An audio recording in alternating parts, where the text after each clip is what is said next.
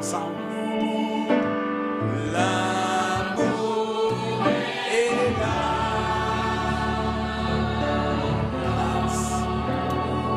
Merci pour ta grâce, Père. Nous sommes libres maintenant. Et je vis cet instant.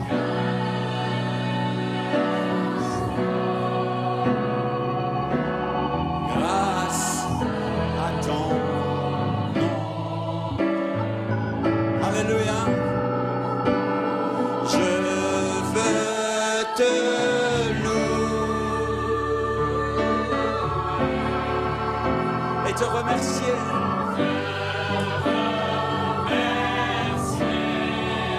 Oh, l'amour, la charité, l'amour est là.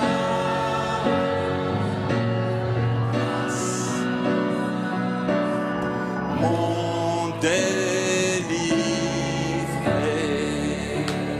Alléluia. Dans le nom du Seigneur. Merveilleux nom du Seigneur Jésus.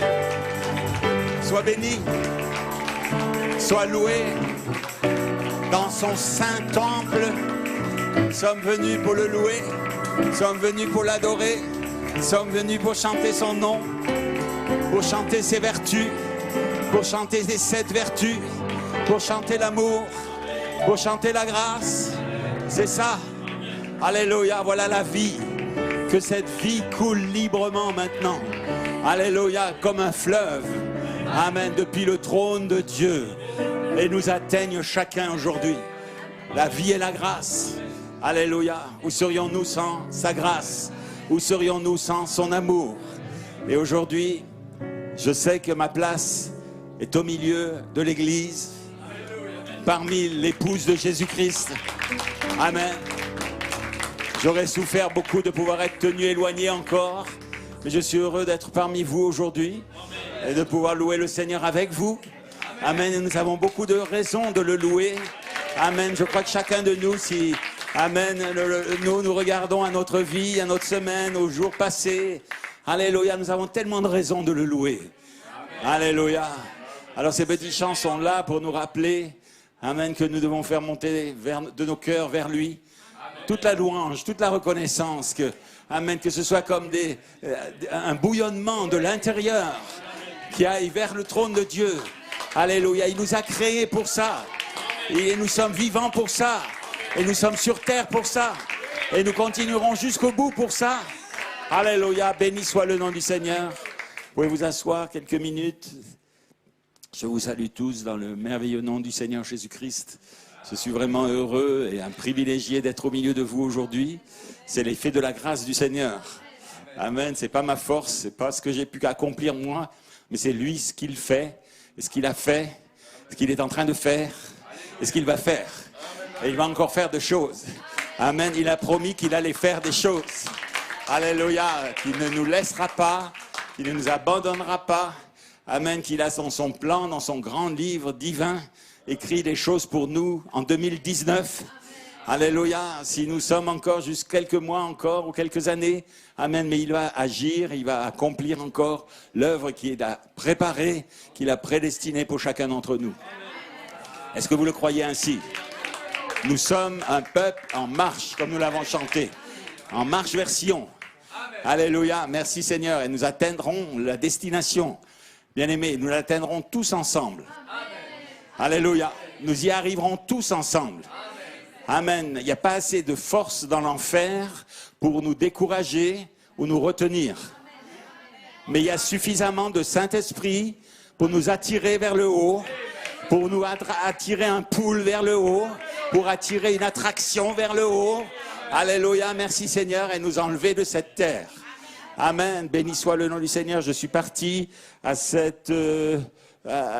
juste avant, je lisais le message de Frère Branham. Il prend soin de vous et vous. En anglais, c'est le titre, c'est Il prend soin de vous et vous. Est-ce que vous prenez soin de lui?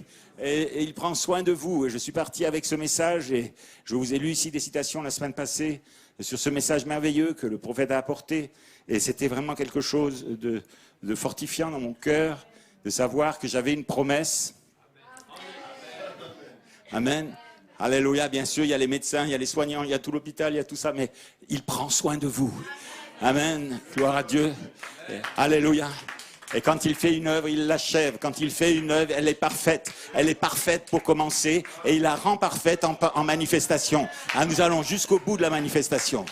Alléluia. Merci Seigneur. Gloire à Dieu. Il est merveilleux. Donc je vous salue tous et je vous remercie tous.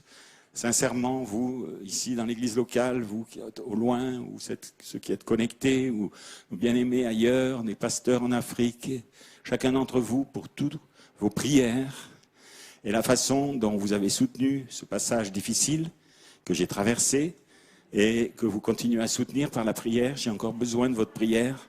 Tout est en reconstruction, mais le Seigneur sait déjà que ça va être reconstruit. Et ça sera plus fort que ça n'était avant. Amen. Quand on reconstruit quelque chose, c'est pour le rendre plus fort. Alléluia. Et le Seigneur dit, je reconstruis sur d'anciennes ruines. Alors ne regardons pas aux ruines, regardons la reconstruction maintenant. C'est ainsi que je veux regarder. Je veux regarder vers le but. Et nous allons arriver ensemble au but. Alléluia. Il n'y a pas dans ce tunnel que nous traversons, il n'y a pas de dépression. Mais vous savez, quand on arrive à la sortie du tunnel, des fois, la lumière est tellement éclatante de l'autre côté qu'on est un petit peu là, époustouflé. C'est un peu mon cas cet après-midi. Amen. La lumière est tellement forte. Amen. L'onction est tellement forte. Sa présence est tellement forte que là, on est un petit peu... on est obligé d'écarquiller les yeux pour savoir exactement ce qui se passe. Mais je crois qu'il n'y a pas de dépression parmi l'épreuve. Le peuple de Dieu a un privilège, c'est qu'il sait qu'il doit traverser un lieu d'épreuve. Et nous savons tous que nous avons un lieu d'épreuve à traverser. Mais avec ce que nous savons, nous n'avons pas de place pour la dépression. Il n'y a pas de place pour le découragement. Il n'y a pas de place pour se dire pourquoi je suis là, qu'est-ce que je fais là, je devrais être ailleurs. Non, non, on est exactement où le Seigneur veut que l'on soit. Alléluia. Pas obligatoirement où moi je voudrais être, mais où lui a conduit. Et c'est pour chacun de nous ainsi. Amen. Il nous amène exactement à l'endroit où il veut nous amener, le chemin sur lequel il veut que nous faire marcher. Et c'est ainsi que nous avançons. Nous n'avons pas de questions. Seigneur, pourquoi ceci, pourquoi cela? Amen. Nous regardons au but. Nous regardons à la finalité. Nous regardons à la vision. Nous regardons à la révélation. Nous regardons à ce qu'il a mis en nous qui va se pleinement manifester. Donc merci Seigneur. Excusez-moi, je suis toujours prédicateur. Je ne peux pas commencer à parler sans prêcher. Alléluia, mais amen. Le diable ne peut pas enlever ça. C'est là. Hein, et, amen, ça doit sortir. Donc merci Seigneur. Je veux vous remercier chacun. Je remercie aussi mon épouse pour sa patience et la façon dont elle a été près de moi tout au long de l'épreuve. Que le Seigneur la bénisse et la renouvelle dans la saison. La renouvelle puissamment aujourd'hui. Et aussi mes enfants, Daniel et Valérie, qui nous ont accueillis cette semaine. On a pu se reposer dans leur maison et c'était un moment privilégié aussi. Et aussi chacun pour vos cadeaux, vos cartes, vos mails et tout votre encouragement. Ce fut quelque chose de grand pour moi de traverser cette épreuve en sachant que le peuple de Dieu était là comme un soutien derrière. Que vous soyez bénis et que le Seigneur vous rende au centuple tout ce que vous avez fait durant ces jours et que vous ferez encore aujourd'hui. Nous allons aller plus loin. Je ne veux pas être long. Je regarde la pendule sans arrêt, mais je ne veux pas être long. Je veux juste lire une portion des Écritures et une citation du prophète, et je m'en irai. Nous aurons ensuite une vidéo de Douala, Cameroun, donc à suivre, une puissante vidéo qui va être présentée pour notre édification aujourd'hui. Parce que la parole doit être toujours présentée dans chaque réunion. C'est la parole le plus important. On a des témoignages de notre vie vécue, de ce que nous traversons, et nous encourageons les uns les autres avec cela. Amen. Je remercie la sœur Thérèse pour son témoignage pour son fils. On peut ressentir ce qu'elle a ressenti. On peut ressentir quand nos bien-aimés sont là et que nous prions pour eux chaque jour, qu'il y a des anges qui les gardent. Ils ne sont pas encore revenus au point où Dieu voudrait qu'ils soient, mais néanmoins notre prière les garde vivants. Bernadette évite que le diable les détruise avant qu'ils viennent. Le diable ne pourra pas les détruire avant qu'ils viennent. Amen. Dieu envoie un ange pour les garder. Amen. Quel que soit leur état aujourd'hui, vous avez une vision de leur état à atteindre, l'état dans lequel ils seront très bientôt. Donc, merci Seigneur pour ce témoignage et comment Dieu a gardé Pascal, le fils de notre sœur Thérèse, et qui, là, notre prière instante pour chacun aussi de nos enfants, nos petits-enfants, qui sont loin de Jérusalem aujourd'hui, qui sont loin de la maison, qui sont loin d'être revenus à l'endroit où ils devraient être. Seigneur, garde-les encore. Seigneur, nous appliquons le sang chaque jour sur eux. Et le sang, la foi que nous avons eue, nous l'appliquons pour eux aussi. Et le Seigneur les gardera. Je vous invite à prendre une portion des Écritures dans Romains 8, verset 18.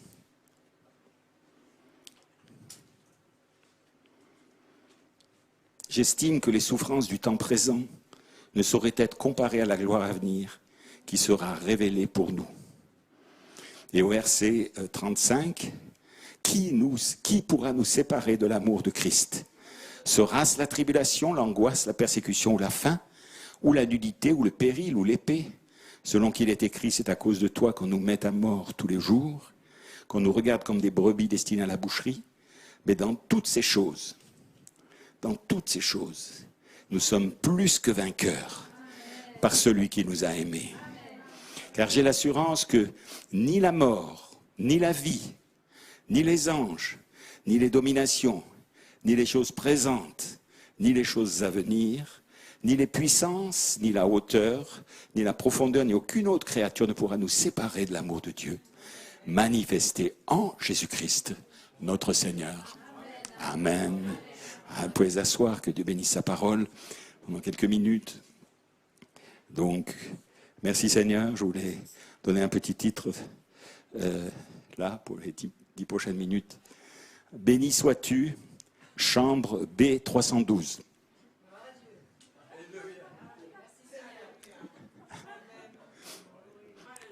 Alléluia.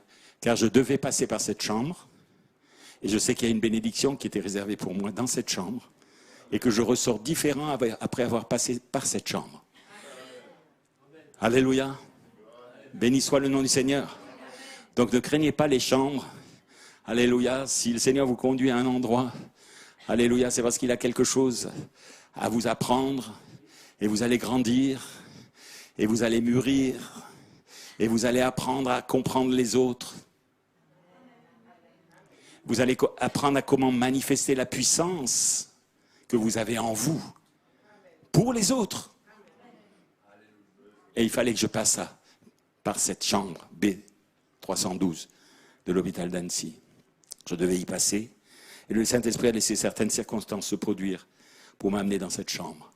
Je ne donnerai pas aujourd'hui tout le détail, mais peut-être au fur et à mesure des prochains services, je pourrai détailler aussi ce qui s'est passé avec les gens que j'ai rencontrés et les autres malades auxquels j'ai pu témoigner. Et il y avait un homme, un chef d'entreprise là, qui venait se faire soigner en France, d'Algérie. Il est de Constantine en Algérie. Il était là pour se faire opérer du cœur comme moi.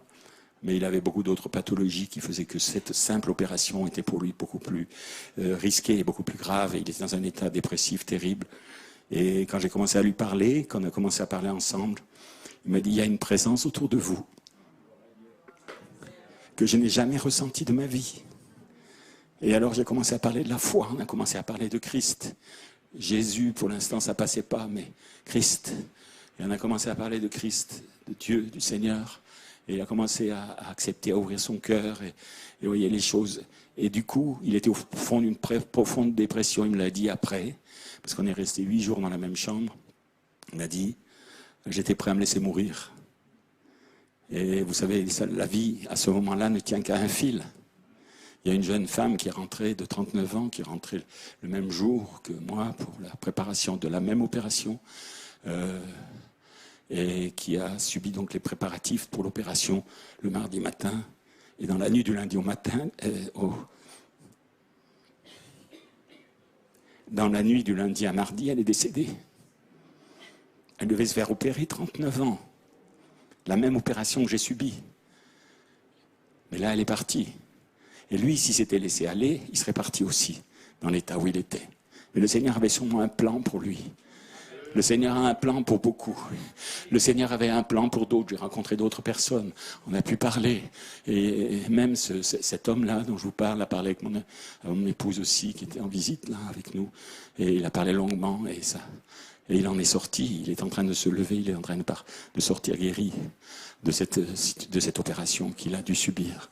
Donc merci Seigneur pour cela. Ce n'est pas moi, c'est la présence. Ça n'est pas vous, c'est la présence. Ça n'est pas vous, c'est la présence.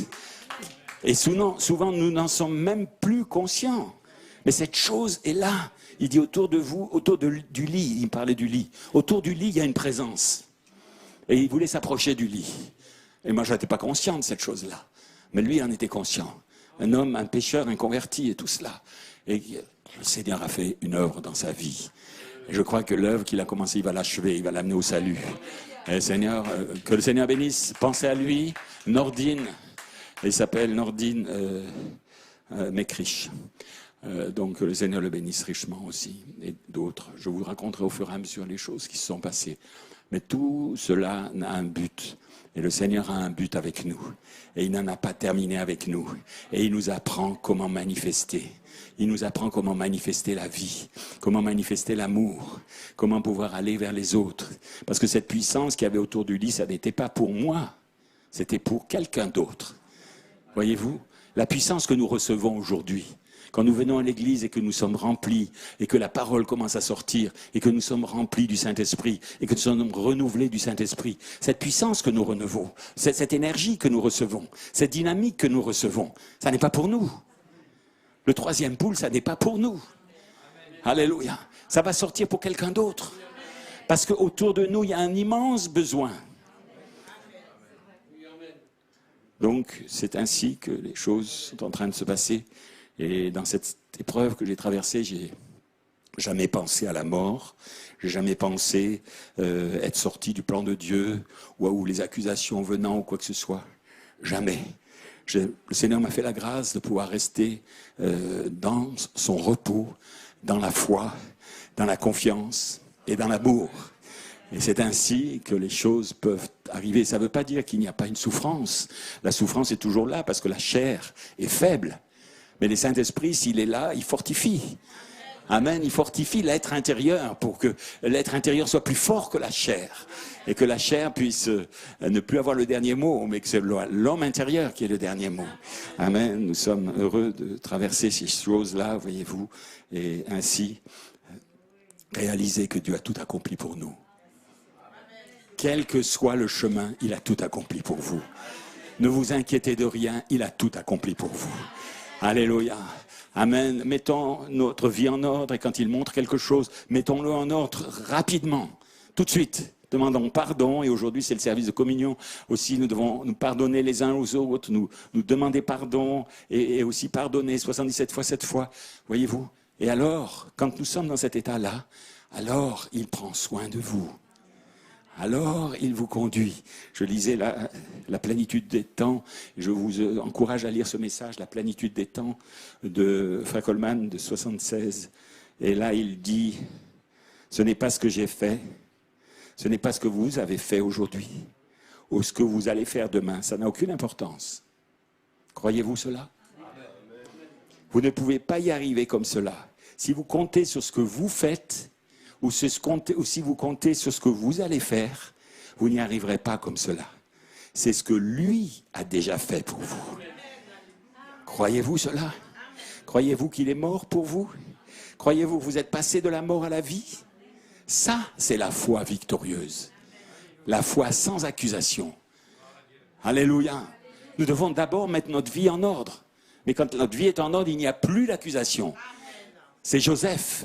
Il n'y a rien contre vous que la perfection du vêtement de Joseph. Alléluia, merci Seigneur. Alors quand vous savez réellement qu'il est mort pour vous, alors la foi est votre victoire. Et le sang enlève tous les démons autour de vous. C'est comme ça que je le crois. Si quelqu'un a un démon, un tourment, et là il parle du démon de la cigarette, du démon de convoitise et tout ça, mais quel que soit le démon, quand vous restez dans cette foi victorieuse, alors croyez-le, restez là-dedans, Amen. Les démons vont commencer à s'en aller, commencer à le confesser. La foi est ma victoire. Ce n'est pas ce que j'ai fait, ce n'est pas ce que je devrais faire, ce n'est pas ce que je vais faire demain. Amen. Il a tout accompli pour moi. Aujourd'hui, je suis complètement libre aujourd'hui. Alléluia. Merci Seigneur. Amen. Les démons doivent commencer à s'enfuir. Alléluia. Amen. La maladie doit commencer à disparaître. Alléluia. La guérison doit s'installer. Alléluia. Une guérison totale et parfaite. Amen. C'est ce que je crois pour moi aujourd'hui aussi. Alléluia. Béni soit le nom du Seigneur. Amen. Vous l'aimez cet après-midi? Je termine avec la citation de Frère Branham dans l'état présent de mon ministère. Vous la trouverez en intégralité, cette citation, ces deux citations sur le pain quotidien. Je les ai mises hier. Mais je veux vous lire quand même ça m'a tellement touché quand j'ai lu cela. L'état présent de mon ministère, le 8 septembre 62, Jeffersonville, Frère Branham. Il dit, paragraphe 121, « Tous les hommes m'ont abandonné, mais une chose est certaine, il est resté avec moi. Je n'ai pas été désobéissant à la vision céleste qui est arrivée là-bas sur le fleuve. Vous savez, en 1933, à l'Ohio. J'y suis resté fidèle. Lui m'est resté fidèle. J'ai confiance en lui qu'un jour, je ne sais pas quand, mon ministère sera couronné. C'est le prophète qui parle pour son ministère. Mais nous faisons partie du ministère du prophète. Le croyez-vous ainsi? Il n'y en a pas qu'un dans cet âge qui va être couronné. Nous allons être couronnés aussi. Il dit, oh, j'ai confiance qu'un jour, je ne sais pas quand, mon ministère sera couronné. Je resterai simplement aussi fidèle que possible. Je ne sais pas ce que ce sera. Je ne sais pas quand ça aura lieu. Mais quand il, lui, sera prêt, je le serai aussi. Maintenant, faites attention. J'espère qu'il couronnera mon ministère avec ceci. Qu'il me laisse prendre les vêtements de la parole pour vêtir son épouse du vêtement de la parole. Et cela pour sa justice. J'espère qu'il me couronnera et que je pourrai dire en ce jour-là, me tenant là, voici l'agneau de Dieu qui enlève le péché du monde pour la rédemption. Oh, bien sûr, il y a tant de collines à gravir. La tension et tout cela, il le dit ainsi. Parfois, cela devient difficile, mais celui qui indique le chemin sait simplement ce qui est le mieux pour nous. Il sait ce qui est mieux. Les peines du chemin ne sembleront à ce jour-là rien du tout lorsque nous arriverons au bout de la route. Et paragraphe 138. Combien de chrétiens ici présents sont dans la voie chrétienne ce soir et sont heureux d'avoir commencé il y a longtemps? Combien y en a-t-il ici? Vous êtes sur le bon chemin. Peut-être que vous avez commencé il y a très longtemps. C'est le prophète qui parle. Combien y en a-t-il? Est-ce que vous êtes heureux d'avoir commencé il y a si longtemps? Vous avez pris votre départ et avez continué tout au long du chemin. Continuons à vous approcher de la fin. Et nous arrivons à la fin. Je prie pour que Dieu couronne votre ministère. Oh, alléluia. C'est à cela que je veux m'accrocher. Amen. Je ne parle pas seulement aux anciens qui ont combattu depuis longtemps, mais les jeunes aussi, vous combattez. Amen. Et votre combat est dur aussi, nous le savons. Mais regardez à ce qui est à la fin de la route. Regardez au couronnement maintenant. Nous ne sommes pas venus à Christ, nous n'avons pas donné notre vie à Christ pour avoir une couronne ou une richesse ou une gloire quelconque. Mais en plus de l'avoir aimé, adoré et servi, il nous donne sa gloire. Il partage sa gloire avec son peuple. Voyez-vous? Et c'est cette couronne-là qu'il veut nous donner. Voyez-vous? Je prie pour que Dieu couronne votre ministère, quel qu'il soit. Ça peut être une ménagère. Je prie pour que Dieu couronne votre ministère. Ça peut être un prédicateur, ça peut être un diacre, ça peut être un membre laïque, ça peut être un agriculteur. Je ne sais pas qui vous êtes. Quoi que vous soyez, puisse Dieu couronner votre vie de la gloire de sa parole. C'est ma prière aussi pour l'Église. Alléluia. Et c'est notre prière les uns pour les autres. Alléluia. Nous allons prendre la communion. Vous prendrez la communion ce soir. Amen. C'est aussi un témoignage que nous arrivons au bout de la route. Alléluia. Et qu'au bout de la route, il y a un couronnement pour nous. Alléluia. Et nous pourrons parler pendant l'éternité de toutes les attaques et le diable qui a essayé de faire ceci ou cela. Mais nous avons regardé au couronnement. Je sais que Dieu va... Le prophète dit, je souhaite qu'il couronne mon ministère avec ceci. Amen, qu'il puisse me donner de revêtir l'épouse de la gloire de sa parole, du vêtement de sa parole, des 7 couleurs du vêtement de sa parole. Alléluia. Et pas seulement lui, pas seulement le prophète, mais il dit vous, un prédicateur, un membre laïque, un agriculteur, je ne sais pas qui vous êtes, que Dieu puisse couronner votre vie de la gloire de sa parole. Et dans sa seconde venue, alors, vous enlevez et vous emportez dans un autre pays où vous vous sentirez comme ce petit poisson dont j'ai parlé, dans cette obscurité là-bas. Voyez-vous, vous ne pourriez pas monter là-haut avec ce genre de corps. Vous ne pourriez pas monter là-haut avec ce genre de corps. Vous ne pourriez pas non plus monter comme ces astronautes, voyez-vous. Vous devez être dans une cuve pressurisée d'abord. C'est ce que nous sommes en train de passer par cet état. Alléluia. Amen. Pour pouvoir aller là, au-dessus de l'atmosphère et là, ils sont un entraînement et ils doivent rentrer ils doivent supporter une certaine pression et vous êtes en train de supporter une certaine pression. Chacun. Ça n'est pas stérile, ça n'est pas pour rien. Dieu vous prépare pour quelque chose qui vient après. Est-ce que vous le croyez ainsi?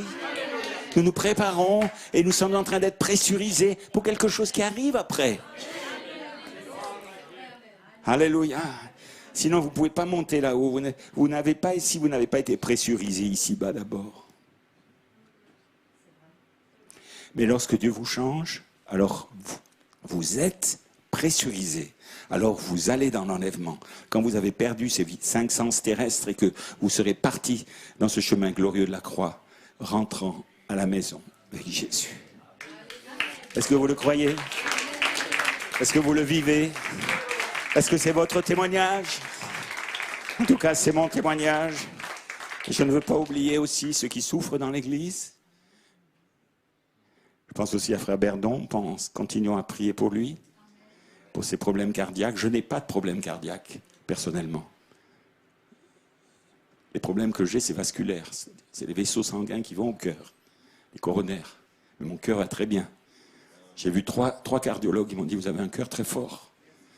Mais c'est l'alimentation en énergie du cœur qui ne marche pas, qui ne marchait pas. Merci Seigneur. Et qui est maintenant pressurisé d'une certaine façon que ça va marcher. Alléluia, merci Seigneur. Mais frère Bardon, après son grave infarctus qu'il vient de faire, là, 36%, c'est grave. Que le Seigneur le soutienne, le fortifie, le guérisse. Alléluia. Et le relève complètement pour le ministère que le Seigneur lui a prévu. Amen. Merci Seigneur. Pensons aussi à frère Gérard Onagnan à Marseille, qui a aussi eu, il y a quelques temps, passé, qui a eu aussi un poste de stent et des problèmes cardiaques. Que le Seigneur le bénisse aussi, le fortifie, le relève. Et tous ceux ici dans l'église locale, nos sœurs qui attendent leur guérison, qui attendent leur vue, qui attendent de retrouver des forces physiques. Et tous les autres, que le Seigneur vous bénisse. C'est le temps du 3e poule. C'est le temps où les choses que nous avons attendues depuis très longtemps vont s'accomplir en un clin d'œil, bien-aimés. Ne désespérez pas. Ne soyez pas découragés. Avec toutes les promesses que nous n'avons aucune raison d'être découragés. Ne soyez pas faibles dans la foi. Celui qui est en vous n'est pas faible. La chair est faible. Le don est faible. Quand cette femme a touché le bord du vêtement de Jésus, elle a pris la puissance qui était en lui. Mais ça n'a pas affaibli Dieu. Dieu n'a pas été affaibli. Il était toujours aussi fort à la fin. C'est Jésus qui était affaibli, sa chair. Il a senti qu'une force l'avait quitté. Bien-aimés, nous marchons dans cette direction aujourd'hui. Et nous continuons à prier pour les besoins dans l'Église. Nous allons juste dire un mot de prière ensemble. Je veux juste vous vous demander aussi de prier cette semaine. Nous partons, mon épouse et moi, chez le frère Patrick Chevrier, à Simian-la-Rotonde, qui a ouvert sa maison pour que nous puissions prendre une semaine de repos. Pour ceux qui connaissent, je disais, c'est l'Éden à nouveau, quoi. C'est le paradis à nouveau. C'est vraiment un site particulier, vraiment très merveilleux. Donc nous avons ce privilège de pouvoir passer quelques jours avec le frère là-bas et que le Seigneur conduise toutes choses parfaitement pour que ce soit réellement du repos, ce que je crois. Et continuons à prier les uns pour les autres. Et nous nous reverrons par sa grâce, si le Seigneur le permet, dimanche prochain.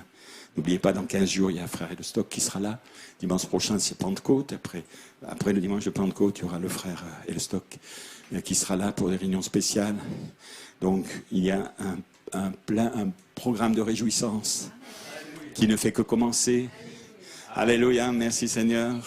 Il y a un programme de reconstruction qui ne fait que recommencer. Alléluia, merci Seigneur. Que le Seigneur vous bénisse et vous fortifie. Prions ensemble. Père, nous voulons te prier pour les besoins dans l'église locale. Nous te remercions de l'œuvre que tu as commencée. Et parce que, Seigneur, tu nous rapproches de toi, ta présence est tellement palpable et quelquefois nous n'en sommes pas conscients, d'autres le voient ou le sentent. Mais Seigneur, que cette puissance, que cette présence puisse accomplir sur la terre ce pourquoi tu la rends manifeste maintenant. Seigneur, que l'homme ne soit jamais dans le tableau, que l'homme ne soit jamais glorifié, mais que tu sois glorifié, toi, que Christ soit glorifié et que la gloire te revienne à toi seul. Seigneur, visite notre frère Bruno Berdon aujourd'hui, et spécialement là, alors qu'il est revenu d'un voyage aussi, voir sa maman qui est en très mauvais état et qui est à l'hôpital de Rodez. Seigneur, puisses-tu le fortifier son cœur, son corps tout entier, Seigneur, et lui donner, Seigneur, des forces quintuplées, Père. Tellement plus puissante encore, Seigneur. Je pense à mon frère Gérard Onagnan aussi, et à tous ceux qui souffrent dans leur corps ou qui sont faibles. Seigneur, continue à les renouveler physiquement par ta parole, spirituellement par ta parole et par ton esprit. Seigneur, continue à garder cette semaine, garde ton peuple entre tes mains, garde l'Église entre tes mains. C'est pas mes brebis, c'est tes brebis. C'est les brebis du Seigneur, elles t'appartiennent, Seigneur. Seigneur, garde chacun, guéris et accomplis les promesses que tu as faites à chacun ici. Et donne-leur, Seigneur, un poids éternel de gloire, la gloire de ta parole, qui est leur couronnement maintenant. Et par la parole du prophète, nous avons été oints cet après-midi, Seigneur, pour être couronnés de la gloire de ta parole. Chacun de nous. Et ce n'est pas nos mérites, c'est toi qui l'accomplis. Merci pour toutes choses, dans le beau et précieux nom de Jésus-Christ. Amen. Que le Seigneur vous bénisse.